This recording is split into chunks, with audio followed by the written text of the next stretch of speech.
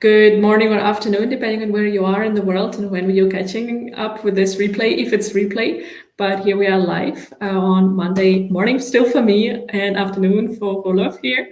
And we're going to talk about one of the topics of Helix of success. So as we discussed last week, we have created this community or created the group with a library of posts, and we want to create a community around that to support each other on our journeys of personal development, leadership development, and mentoring others by just really sending the elevator back and paying it forward to other people who might not be in the same space where we are yet. So today I randomly picked up the topic because I felt like I want to talk about all 80 plus posts that we have, and decided to keep it to the scope of one post per week and decide randomly, at least on my side. When it's Roelof's turn, maybe he wants to decide it or to on the topic differently, but I decided to keep the job easy for myself. And the random generator decided on the topic of FBI. And that's a post by Simon Sinek, a short video where he's talking about providing constructive feedback. And I'll give the word to you, Roelof, to walk us through what Simon has presented in that video, and then your touch on that with the 4 S's. Anna, I actually thought that you were the random generator. I thought you were making a joke, but you actually do have a random generator. Okay, so there you go. So maybe I make you my random generator. That's a good idea. That goes there. So, confrontation. I think that's one of the things I've failed on the most in my life. But the good news is I'm not the only one. I think most of us have a real problem with confronting others. And I think it goes 2 ways. One is that you end up in an unpleasant situation. And perhaps the most common one is that you avoid it altogether. You don't confront, and you try to get through life without confronting. And well, first off, why confront? Well, the reason is because it's the most effective way of trying to change behavior in others that you think needs to be changed. And confronting is probably the way of doing it. Confronting is really a form of reflectiveness, telling people, what their behavior is and how it affects you.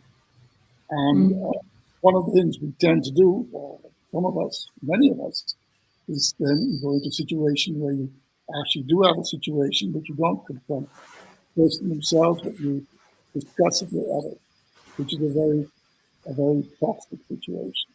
And you find, and that's everybody's talking about the behavior of X, except with X themselves. And that happens in places, and it really is really toxic behavior. It's really one of the worst things you can do in a business. So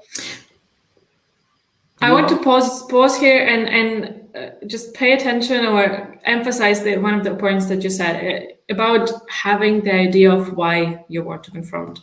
And you said about helping the other person become better. Yeah. And I think this is a mind shift that a lot of people actually are missing and need to see the confrontation as something that is good and that they have to do. Because we sometimes feel like, oh, we'll say it, it will not be liked. But when we are in the situation of confronting someone because of their suboptimal behavior, it's not about us. It's about the other people and this other person and us helping them. That's our opportunity to serve that person. It's our opportunity to help them become better. Yeah. And it's not about us. So I think it's very important to emphasize this part of the kind of getting into the confrontation. Why are you getting there? What's your intention? What's your goal? Yeah. So go ahead. Go ahead. Thanks. One of the other things that's important also is to realize that you can't always confront. Generally speaking, you need to have the concept of safe space, which is a subject for a different topic, of course, which we will discuss that. So if you confront someone who doesn't feel in a safe space, that likely that is also going to fail, because that person will become very defensive and is not and isn't able to see that you're just trying to help at that point. So again, that's going to be one of the aspects you need to look at. Is this a safe space? So the person I'm going to confront has the ability to listen to what I'm saying, really. So let's talk about I'll take an example of one for me that really bothers me, and which I said I failed at many times. And it's this situation is when there's a deadline and you agree with someone to deliver something by a certain date or time. Now, I think we've all been in that situation, and we've also been in the situation that date and time comes and goes, and there's no deliverable. Now, that personally, I can live with. People are busy, priorities change, things happen. You can't predict the future. Or as someone once said, prediction is extremely difficult, especially when it's about the future. What really gets my goat up, really bothers me, is the fact is when somebody is missing the deadline, is going to miss the deadline, but they don't tell you up front. And I used to work. I remember this. I used to work with Indians, and there's one of the business cultures they have is that, in fact, is they would hardly ever admit, that they're not going to achieve a deliverable. It would be like 4 o'clock in the afternoon, and they have to deliver by 6, and the software isn't even running. And on the door might be tested, it's not even running. And they'll say, we'll have it running by 6, and they won't have it. That's a very extreme case. But this aspect of not as I say, not telling you up front. And I used to tell them, I used to kind of make a joke about this. I'd be in India, and I say, look, I don't mind you're going to miss your deadline, but if you don't tell me, I'm going to shoot you. And they all laugh. And then, well, I'm from a foreign country, then they kind of get nervous. Does he really mean that kind of thing? So I used to put a lot of attention trying to make sure that they would do this. So how did I often fail in terms of the confrontation? Was that I would say, look, you always miss your deadline, and that's a real hassle. So in the future, try and make it better. Now, I think that's kind of a part that many of us should do. Shall we do a role play so that you actually present us what the FBI is talking about, like is about? So I've missed the deadline, let's say. Yeah. We agreed with you that I will share the posts in our community, the Helix of Success. And I didn't do it. And I didn't let you know that I wouldn't do it because life happened. So, okay. Let's do it wrong first, and then we're going to do it right, okay? So, okay, Anna, look, you're always missing your deadlines, and that's a real hassle, and in the future, I think you really need to improve your act. So, in the future, try and make sure that you get your deadlines on time, okay? Oh, hey, Roelof, that's unfair because I've delivered most of the time. So it was just this last week that I didn't manage. And I don't think it's fair of you to say that I always miss the deadlines. Yeah, okay. True. You did it, but it's almost all the time, it's really bothering me that every time, okay, so last week, Thursday, yes, you did get it on time. I will say that. But generally speaking, you're missing your deadlines and you're just not getting up to scratch. You really have to do something better about this. Okay? What would you offer? Well, just do your work better. That's really what I'm asking here. So I think this is a kind of a good example of this is not the way to do it. So I put my message out there, and Anna, obviously and rightly so, pointed out that it wasn't always true, and she wasn't feeling, at the end of the day, she felt kind of let down about this statement. So this is not the way to do it. This is a confrontation gone wrong.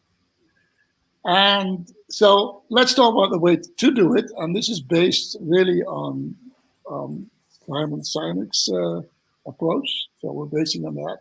And he's got what's called the FBI. And I extended that with the 4S FBI. So FBI means feelings, behavior, and impact. And the 4S's, 4S FBI, is really about 3 of those S's are specific. So a confrontation goes wrong when you're not specific. If you're not specific about your feelings, how you experience it, so it's about you're talking from your point of view. If you're not specific about the behavior, so you don't say um, you're always wrong or you're always late.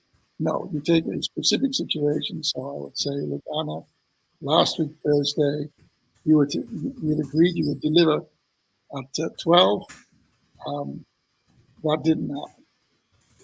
And that's a specific, you just take it once. Even if she is, if Anna is often late or usually late, you don't do that. You just say, for one specific situation, take one, you were late on that specific date. And there's no discussion on it. So I assume that it was true, so Anna can't deny that fact. It was agreed at 12 o'clock, didn't do it till late Friday, and didn't also in this case tell me about that. So another thing here is perhaps I wouldn't try to tackle 2 problems at the same time. For example, here, if my real beef is that I'm practice that she's not telling me she's missing a deadline, I should do that. You don't say, oh, you're missing a deadline and you didn't tell me. No, just say, look, you missed your deadline, but you didn't tell me last week.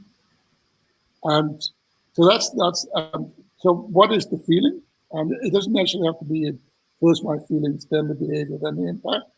You can mix it up, so I could tell it. So I'm saying, well, the situation is that when you miss a deadline and you don't tell me, I feel that I have to chase after you. And so I get the feeling that I can't trust you to work independently. So that's the feeling. That's my feeling. It's my feeling is how I feel what this does to me. Again, Anna she can't say no to that because I'm describing how I feel, not about other situations. So it's a given. And finally, the third one is not to say you need to improve in the future. That's again non-specific. In this case, to say, well, look, in the next month we're going to be having 3 deadlines coming up, Anna, and if I'm not sure, if I get the feeling I'm going to be really busy, so I'm really not sure that I'm going to be able to chase after you to ask you that. So if I can't trust you to meet those deadlines or to tell me you're going to miss them there, it means that that's an extra burden for me. And if I can't trust you to work independently, but I don't have to chase after you, I'm going to really have to think about how am I going to do this. This is a real problem. And I think just to summarize that, you really emphasize that when you talk about feelings, you talk about yourself. And that's the part where it's difficult for the person to go defensive. Of course, it's possible, but you're talking about your part of it and your perception, and you're opening up, right? So you said about the feeling and then the behavior that the person's behavior that has triggered that feeling and the impact of that. You said, I'm afraid that I won't be able to chase and provide the support for that you need to deliver on time in those coming 3 months. Yeah. So you are stating your observations. Yeah. So it's my feelings. How does this affect me? It's your behavior in a specific situation. And it's the impact I think it will have on me. Although you might say, look, I'm afraid we might, if we don't get the deadline, we're going to miss this order, we're going to miss that. So it doesn't necessarily have to be on me. And the 4th S, that's a really important S, which I have a lot of difficulty with, is the S of shut up. So at that point, you tell this and you shut up and you let the other person speak or react. And the questions that you accept, which you do discuss, is really about specificity. So in other words, if you, Anna, want to understand, okay, so this impacted you, how did that do? What kind of feelings were you having? In other words, I want to clarify that. I want to understand that better. Those are good questions. And I should try to answer those questions. If I talk about the impact, same story. If I say I think it's going to have this impact, and you ask about that, not if you have a different opinion, say I don't think so. That's not, you don't argue that. You just try to clarify your position, your feelings, and the impact that you have. And that's the only thing you do. And if Anna pushes back on that, then you just shut up and you just either repeat what you're saying. So look, this is how it's affecting me. This is how I'm experiencing this. And this is what I think this is going to happen. And you repeat that again, basically, until the person then either, accepts it or, it refuses to accept it, what have you. But you just don't, and again, because you're talking about your feelings, there is really no discussion about, is that a genuine situation? Somebody else can't tell you what you're feeling. And here I would like to actually challenge a bit or dig deeper into this part of shutting up and repeating again and again. When Simon said it in the video, or Simon, I felt like a lot of people would probably react to that, like, what? Am I supposed to be a monkey here, repeating the same thing all the time? Like, what kind of dialogue is that? So can we dig deeper into that? Why do you think is that the suggestion, and how is it supposed to work? Well, because someone there's a number of reasons, but obviously you're not going to repeat 10 times. That doesn't make sense. So probably if there's a repeat, it's going to be tried on 3 times, maybe max, But first off, somebody might be testing your ideas. So you're repeating just to clarify once again someone what you're experiencing. If someone hears that, especially if they're not in a field or in a safe space, then they may be thinking different things. They may be looking to defend themselves, so they're not necessarily listening to what you're saying. So also the act of repetition here, particularly because you're talking about your own feelings, you're really not attacking them as such. You're not saying you're a bad person. You're saying your behavior has these effects on me. I'd say you're always late. I'm kind of judging you as a person. When I take one specific situation, what I'm saying is there is sometimes behavior that I think needs to be changed or can be better. So that's the purpose of repetition, really. It's just to sink the message in, and as long as you think the repetition is that people are using it to either to internalize what you're saying, you repeat. I mean, that's how it works. Many. So let's, before we wrap up, play a bit, go back to the role play and show how that could look in practice in the situation we described earlier. Oh, you mean so we're going to do the same model, you mean? Okay, so Anna, last week, Thursday, I believe we had agreed that you were to deliver your documents on Thursday morning because we needed to review it to get it out on Friday. But Thursday morning came and went, but even worse for me was that you didn't say that you were going to miss the deadline. Now that bothered me. And the reason it bothered me is because it makes me feel that I have to chase after you. And, I think that you're mature enough, that and independent enough that shouldn't be the case. And that puts a burden on me, to be honest. And what concerns me is that next month, we are going to be having 3 or 4 of these offers that we have to make, and a lot of deadlines. And I'm worried that I will not be able to chase after you. So if you're going to be missing a deadline, I will just not have the time and the effort just to chase after you. So that's the situation. Why do you think you need to chase me? You know that I deliver anyways. It might be a bit late, but I did deliver the documents, and it was afternoon on Thursday, not morning. Why does it bother you so much? Why do you need to be in control all the time? Well, it's not a control question. at least I don't experience as a control question. I mean, we did agree. I think we did say, and I believe I did ask you and said, well, Anna, what is for you a reasonable time for the documents? And we did agree that, you would deliver them at 12. And I can imagine that you'd have delays on that. Things happen. As I said, what bothered me the most is the fact is that you didn't reach out to me to tell me you wouldn't reach that. I had already planned to have the documents reviewed by John at 1, so I had to go to him and tell him, look, he had already reserved time for that, and because you didn't deliver, he had to change his schedule. So it made life more difficult for us. Yeah, I just wanted to play a bit here that it can be a bit of a resistance again, but I think you did it really well with showing that you went back to what you said. And you referred to that you said, like, I believe that we have agreed. And then you went deeper into that point that, okay, there was an agreement between us. And if the person attacks that part, then you see, okay, we have a miscommunication here or expectation management problem that what I think is an agreement, the other person doesn't see as an agreement. And then there's the learning. And that is the outcome of the conversation with this confrontation, that we have different perspectives on what an agreement is. And then maybe we find a common ground. Okay, how do we agree on things and how do we actually define the deadlines for ourselves?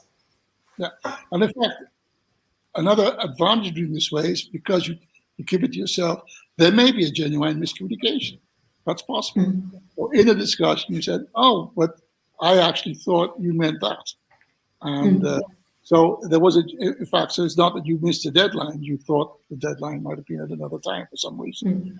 And so then you pick up the miscommunication, of course, and then you can, without having attacked, you put it this way, then, I could said, oh, so, well, okay, I obviously didn't understand it properly, or it's a mistake on my part, or, I didn't communicate it properly, and then, and then you're back on an even keel, which is another way to keep it that way. So it gives you an out of that confrontation. If it turns out that the confrontation, if it turns out the behavior that you had displayed wasn't wrong, it was based on different assumptions, what happened, which is always good.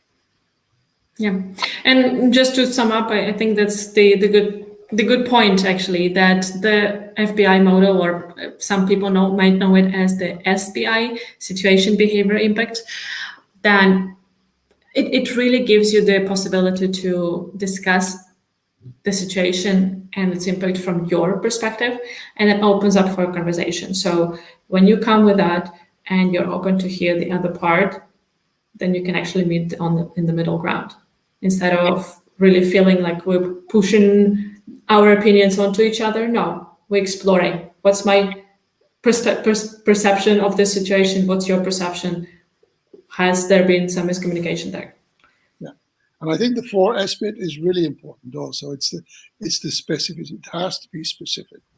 You have to avoid saying, usually you do this, I often see you doing that, you always do this, you never do that.